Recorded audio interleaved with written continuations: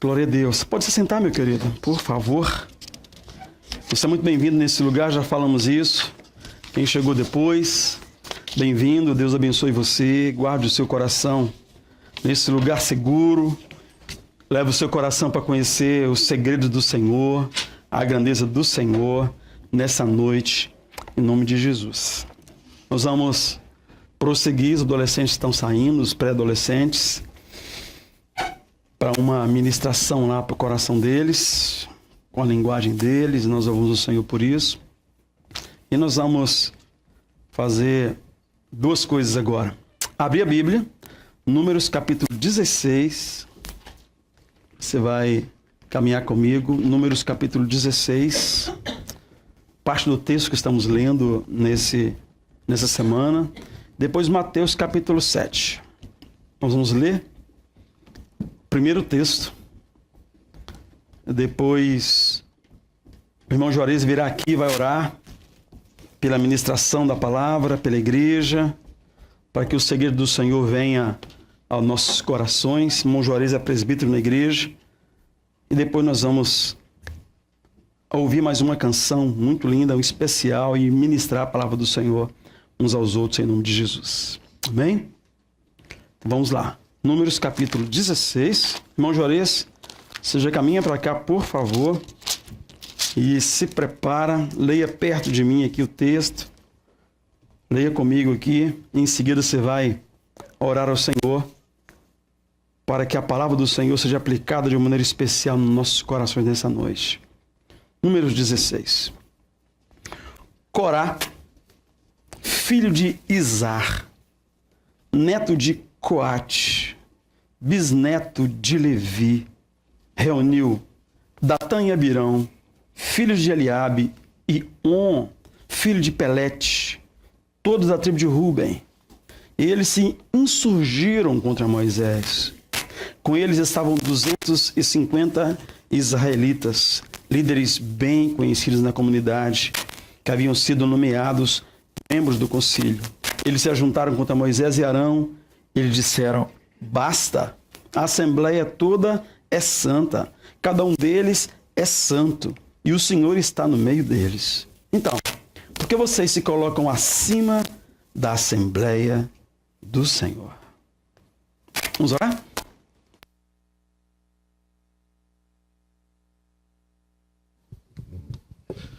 Senhor meu Deus, nós oramos a Ti nesse momento, louvando e bendizendo Teu santo e bendito nome. A Ti toda a honra e a Ti toda a glória. Obrigado, Senhor, por nós estarmos aqui nesta oportunidade para prestar um culto a Ti, Senhor. Venha, Deus, esteja aqui, que o Teu Santo Espírito passeia nesse local. Venha, abençoa cada vida que aqui veio para louvar e bendizer o Teu nome. Abençoa o Teu servo, Deus, pastor Cademina, que trazendo a palavra, possa estar ungido por Ti. Derrama a unção do alto sobre sua vida, para que a palavra não venha dele, mas venha do alto, que venha de Ti, Senhor, do Teu santo trono. E abençoa as nossas vidas, para que possamos estar com as mentes abertas, para entender, ó Deus, e compreender o que o Senhor tem para falar conosco nesta noite. Amém. Dá que, ó Deus, aceite esse culto para a honra e glória do Teu santo e bendito nome. É que oramos em nome de Jesus. Amém. Amém. Obrigado, meu irmão. Por favor.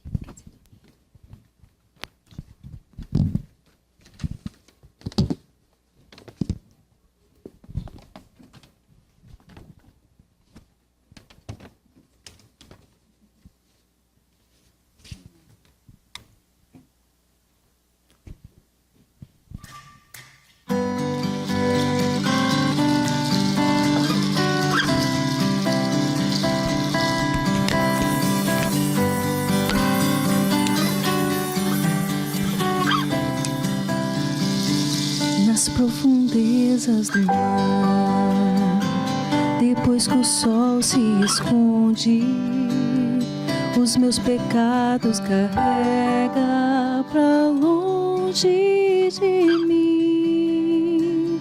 Já não se ouve falar lugar algum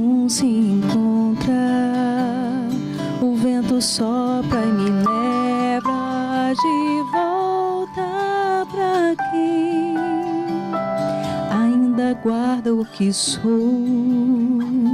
escondido em suas feridas,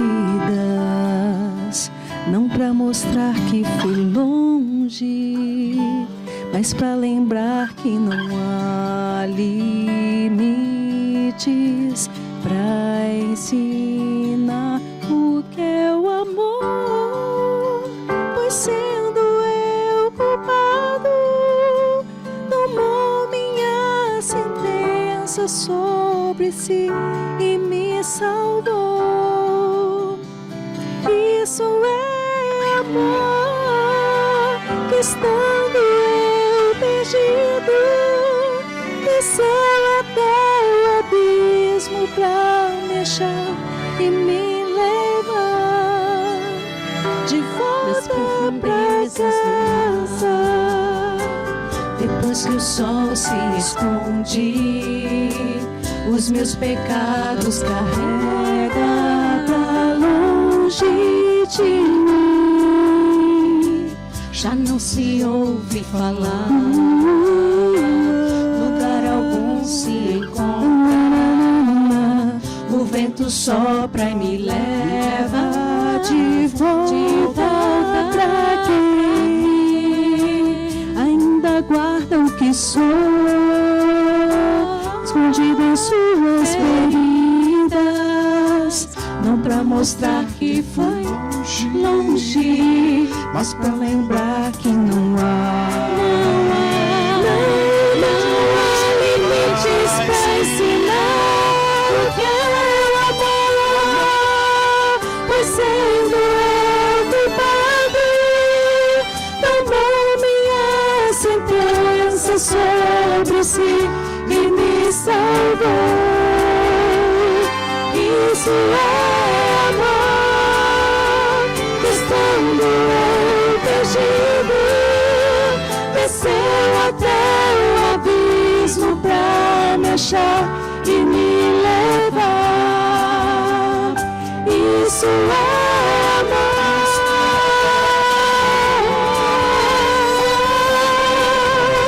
desceu até o abismo pra me achar e me levar de volta pra casa, de volta pra vida, de volta pra tudo que eu perdi, mas recebi de Deus.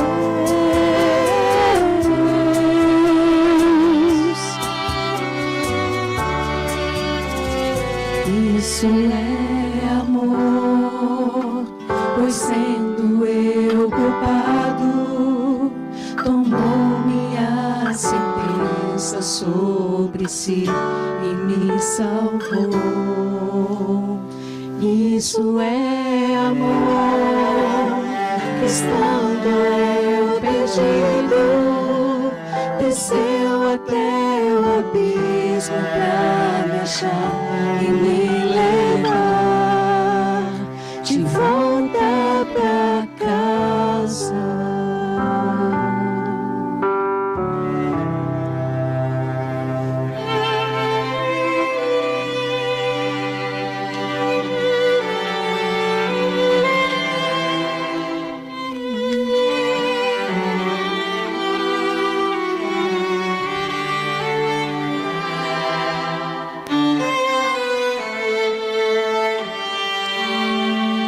Glória a Deus, que é bom, venha ao nosso encontro, louvado seja o nome do Senhor. O tema da palavra nessa noite, querido, para o seu coração é unidade e santidade, desafio para todas as gerações, desafio para cada um de nós em todas as épocas. Eu quero ler ainda um texto do Novo Testamento, de Mateus capítulo 7, de 13 a 14, o texto diz assim, Mateus 7, versos 13 e 14. Entrem pela porta estreita, pois larga é a porta, e amplo o caminho que leva à perdição, e são muitos os que entram por ela. Graças a Deus pelo versículo 14, que diz assim, como é estreita a porta e apertado o caminho que leva à vida, são poucos os que a encontram. Apesar de ser poucos que a encontram, o caminho existe. Aleluias. Existe a porta. Louvado seja o nome do Senhor.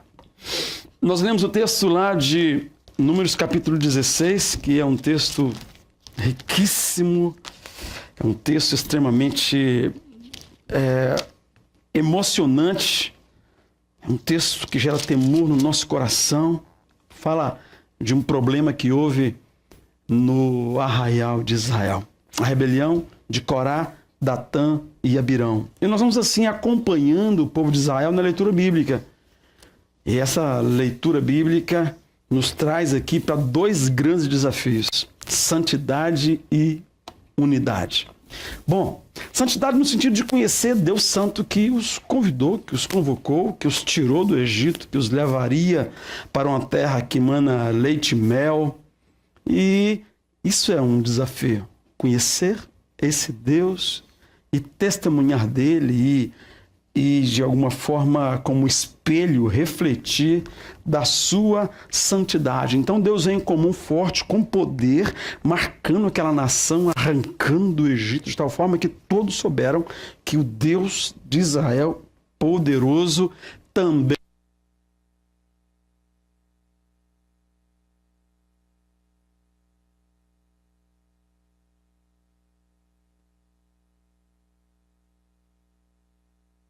o povo, pode deixar aqui mesmo, encontrar o povo de Israel sendo desafiado à santidade.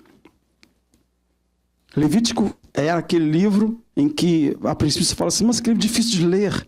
Você vai vendo detalhes da santidade de Deus, da maneira como Deus quer se relacionar com o seu povo, como que foi importante. Lembra como os filhos de Arão morreram no altar, morreram dentro do templo na semana da consagração, porque não perceberam que a santidade de Deus era tão importante, é tão importante. E o versículo 45 do capítulo 11 diz: eu sou o Senhor que os tirou da terra do Egito para ser o Deus de vocês. Por isso, sejam santos, porque eu sou santo. Então, na leitura difícil de Levítico para alguns, para outros nem tanto, outros já acostumaram a ler o texto sagrado, nós vamos encontrar esse desafio: conhecer a Deus santo e ser santo como Ele é santo. Aí nós entramos para o livro de Números, depois de alguns meses ali, saindo do Egito, alguns meses debaixo do Monte Horebe, e toda aquela ação de Deus, manifestação de Deus, e eles começam a caminhar, e essa é a história do livro de Números, aquela numeração, literalmente, né? O censo do povo de Israel, quantos primogênitos, porque os primogênitos tinham que ser resgatados. Cada família, o primogênito era do Senhor, lembra da história da Páscoa? Então, contou-se todos os primogênitos do Egito, de Israel, contaram todos os levitas, que era o povo separado para Deus, e o que faltou de levita em relação ao primogênito teve que ser resgatado, para que todo primogênito oficialmente fosse do Senhor, a partir dos levitas, e foi essa história do livro de Números. E também nós vamos encontrando ali no livro de Números o papel de cada um.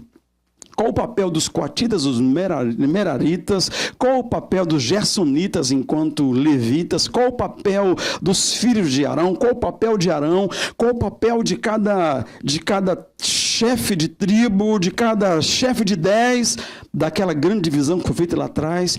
A nação vai amadurecendo, e o desafio agora é a unidade. Em Números, nós vamos ver esse grande desafio da unidade. E aí, no capítulo 16, onde lemos, quando vai travando aquela batalha sem motivo no coração da turma, aliás, não é sem motivo, vamos ver isso.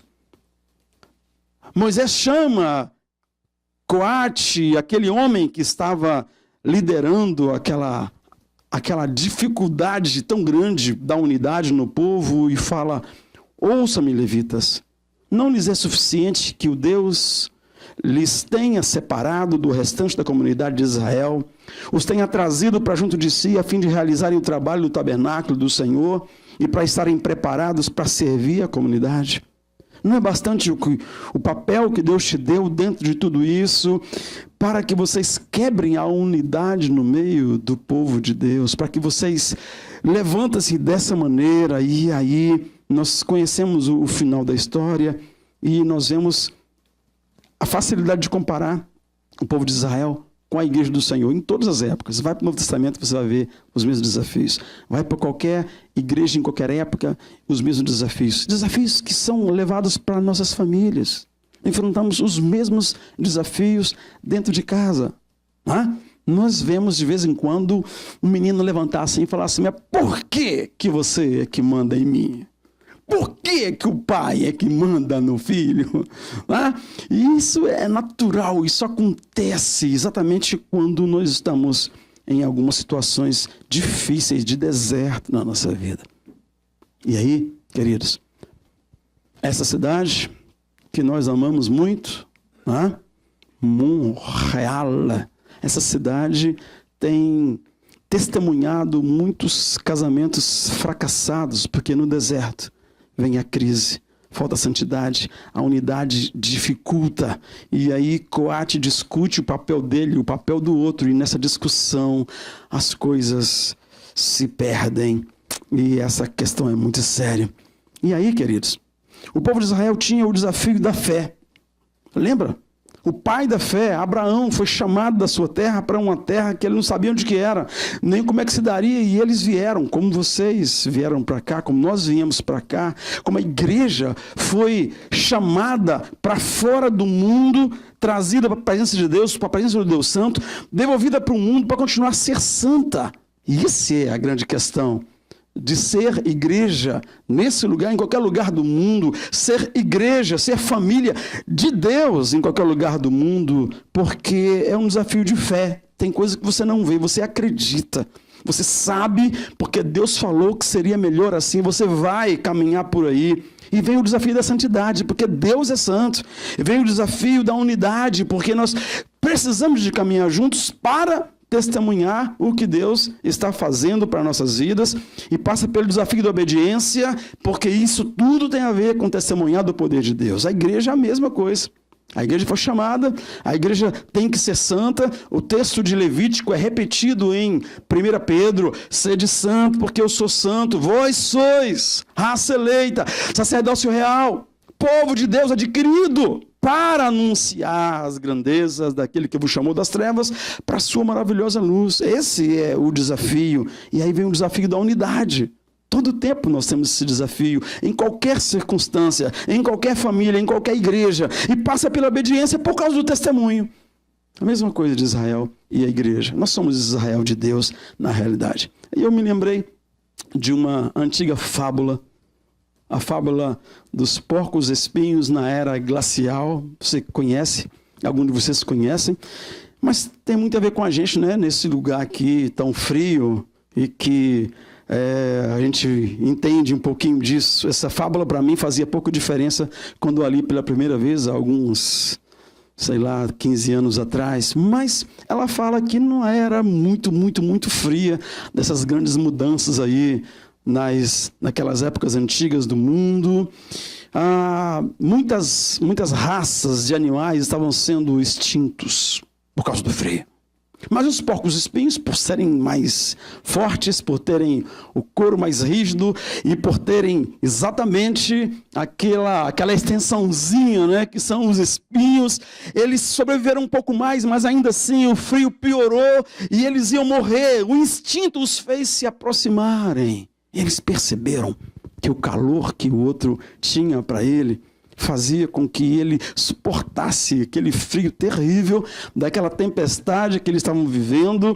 E aí foi muito bom, deram uma relaxada e apertaram um pouco mais. Mas quando apertaram um pouco mais, eles se espetaram, e eles se empurraram, e eles se agrediam, e eles fugiram um do outro, e aí morreu muitos daqueles porcos espinhos, até que, por instinto de novo, eles se aproximaram agora com um pouquinho mais de cuidado, preocupado mais com o próprio espinho do que com o espinho do outro, que a princípio você pensa que é o espinho do outro que é o problema, mas aí na segunda vez você vai com um pouquinho mais de responsabilidade, porque o seu espinho é parte do problema, e eles foram se aproximando, se organizando, e aí a história termina dizendo: sobreviveram. né? De muitos bichos daquela raça, daquela época, porco-espinho, desses poucos que sobreviveram, porque de alguma forma, por instinto, eles deram conta de estarem juntos e se aquecerem. E aí a moral da história, segundo alguém que eu li, diz: o melhor relacionamento não é aquele que une pessoas perfeitas, mas aquele onde cada um aprende a conviver com os defeitos do outro e a valorizar as suas qualidades. Eita, desafio para todo mundo, para cada um de nós, que nós aprendemos hoje com essa história dos porcos espinhos. Então vamos ver um pouco da história de Israel, um pouco do nosso papel como igreja, para a gente poder entender o que Deus quer de nós. O povo de Israel, em Números capítulo 16, voltando um pouco na história, né? Moisés, um homem chamado por Deus, tirado de uma situação extremamente confortável que ele estava, esposa, 2 filhos, uma fazenda enorme, muito gado, ele cuidava dos negócios do sogro, sem a confusão de Jacó, que Jacó cuidava do negócio do sogro, mas com muita disputa. E não tinha nenhuma disputa, ele gerenciava tudo, enriquecia. Deus o tirou de lá e falou: vai libertar o meu povo lá do Egito. E aí ele encontra Arão no meio do caminho, que era o seu irmão, um irmão mais velho do que ele. E Arão também ouviu a voz de Deus e veio para encontrar com Moisés e juntos tirar o povo do Egito. Arão era a voz de Moisés, que tinha um problema na fala. Cantava igual eu, Arão. Moisés, Arão cantava igual você.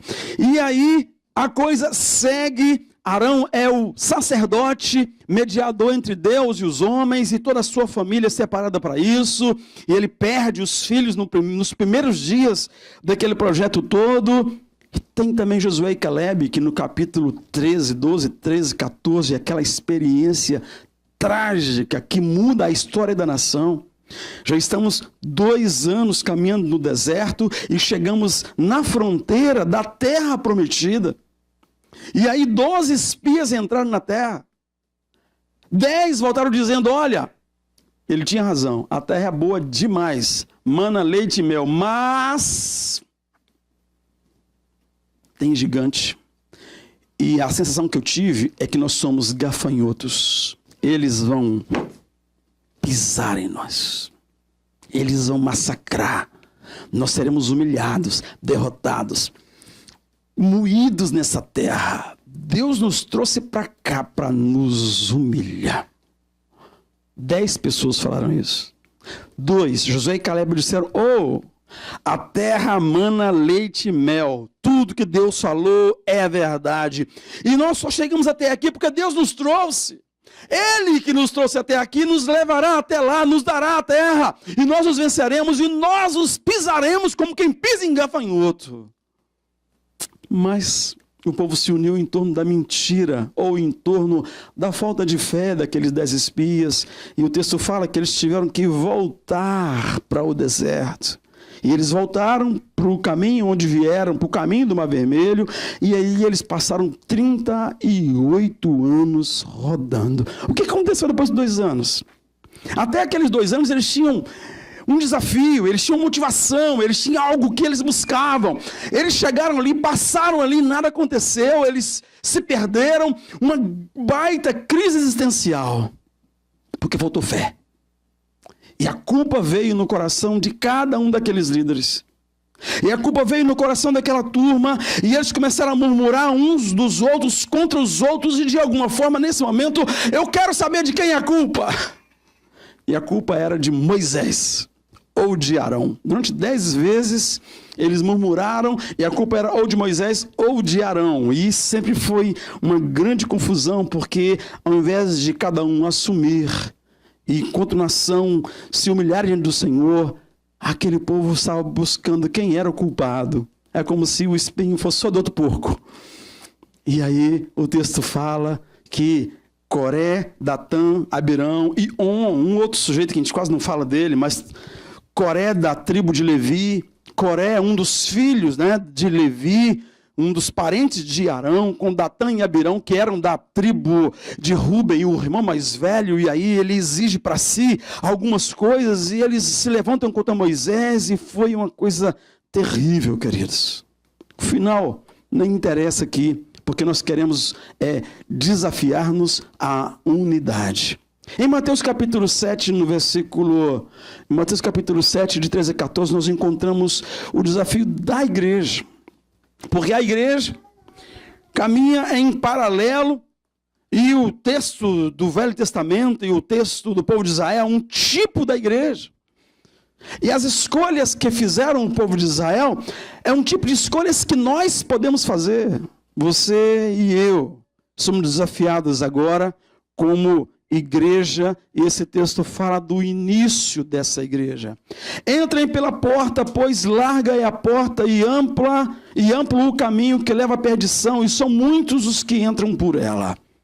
Como é estreita a porta e apertado o caminho que leva à vida, são poucos os que a encontram. Essa porta tem duas estruturas, tem duas colunas, é santidade e unidade.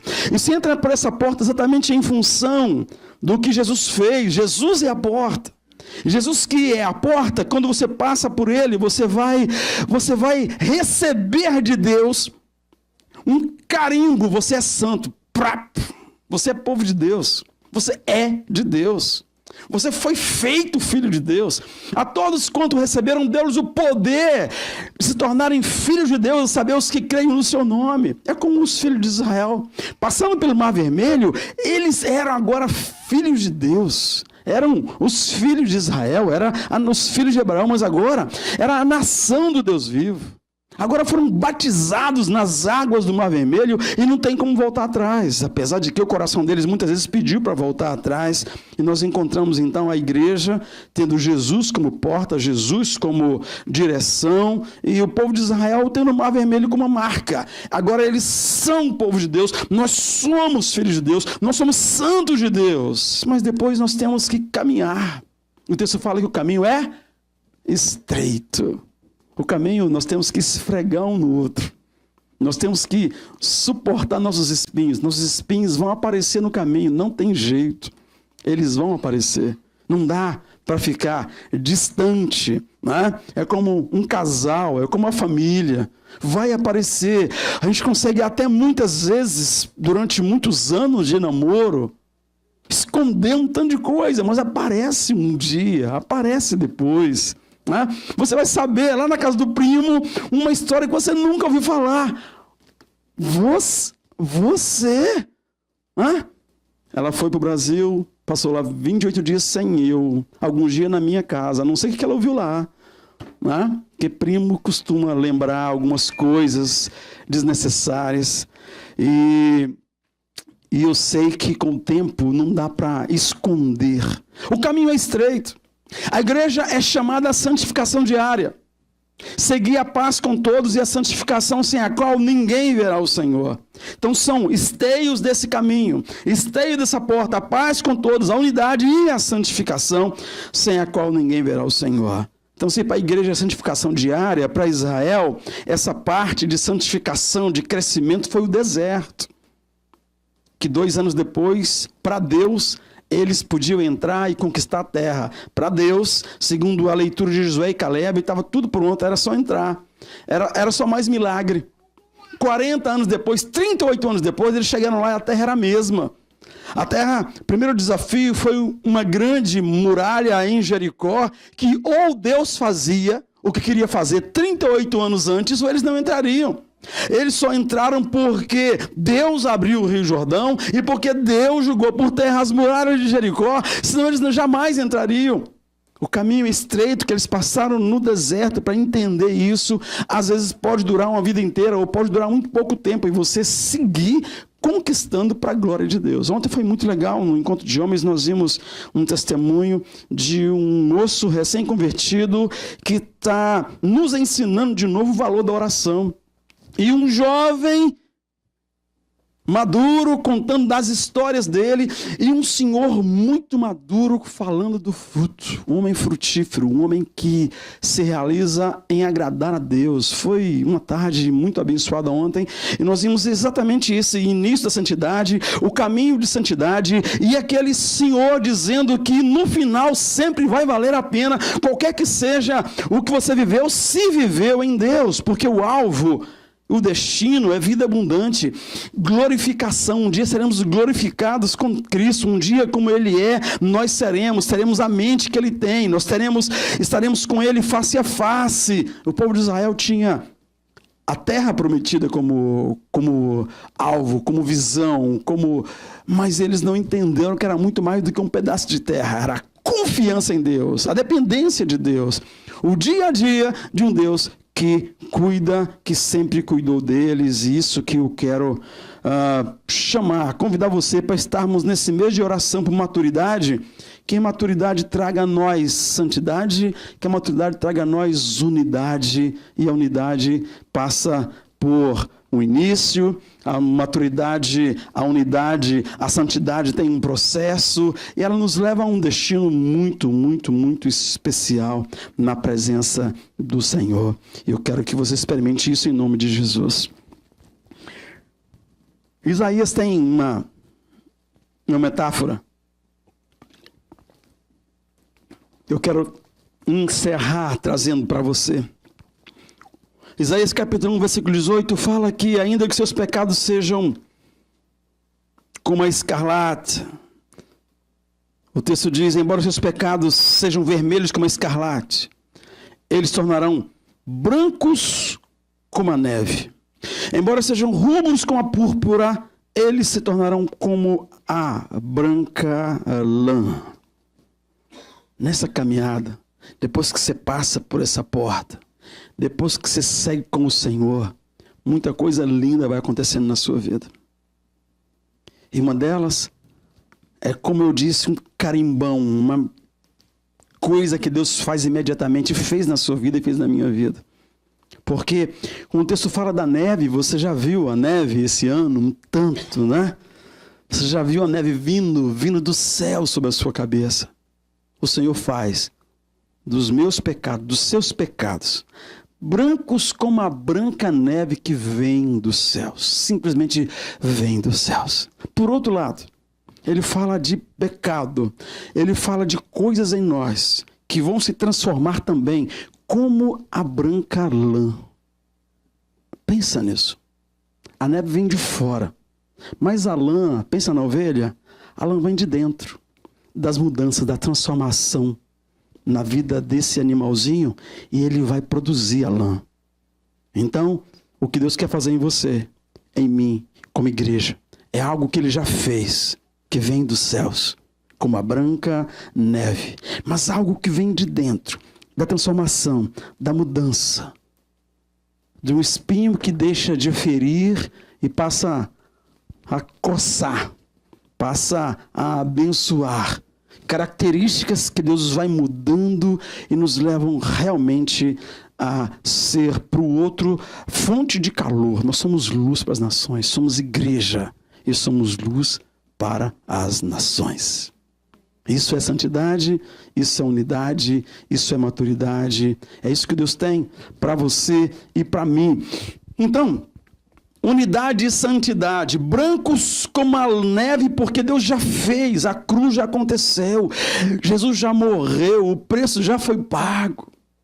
Você já é filho, você já é povo de Deus, mas ao mesmo tempo você vai ter reações, ações, atitudes de santidade que, como a branca lã, aquilo que vem de dentro para você doar. A lã não serve para outra coisa a não ser para ser doada. Se uma ovelha não for tosada, ela vai morrer.